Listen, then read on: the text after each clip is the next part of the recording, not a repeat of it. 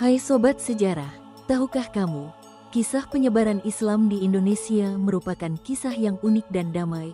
Yuk kita bedah 6 jalur penyebaran Islam di Indonesia.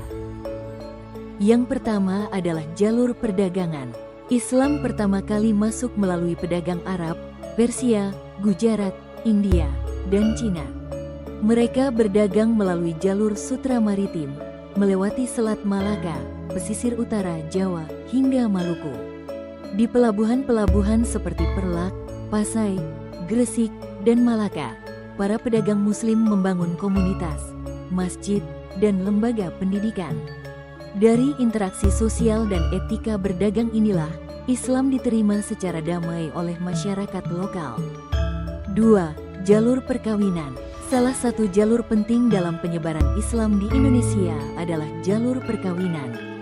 Para pedagang Muslim yang datang ke Nusantara tidak hanya berperan sebagai pelaku perdagangan, tetapi juga sebagai tokoh yang disegani oleh masyarakat karena status sosial, kekayaan, dan akhlak mereka yang terpuji. Kehadiran mereka menarik perhatian para bangsawan lokal, sehingga terjalinlah hubungan sosial dan politik yang erat, termasuk melalui ikatan pernikahan. Banyak di antara para pedagang Muslim yang menikahi putri-putri dari kalangan bangsawan atau keluarga kerajaan. Sebelum melangsungkan pernikahan, para putri tersebut terlebih dahulu dikenalkan pada ajaran Islam dan akhirnya memeluk agama Islam. Ketiga, jalur pendidikan.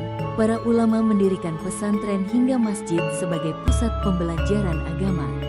Pesantren mengajarkan ilmu agama seperti tauhid, fikih, tafsir, dan akhlak, sekaligus membentuk generasi pendakwah yang menyebarkan Islam ke seluruh pelosok Nusantara. Keempat, jalur tasawuf. Islam juga disebarkan melalui tasawuf, yaitu ajaran yang menekankan pembersihan hati dan kedekatan kepada Allah.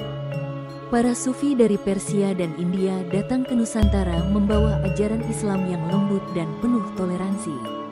Pendekatan tasawuf sangat disukai masyarakat karena sejalan dengan tradisi spiritual lokal seperti kejawen.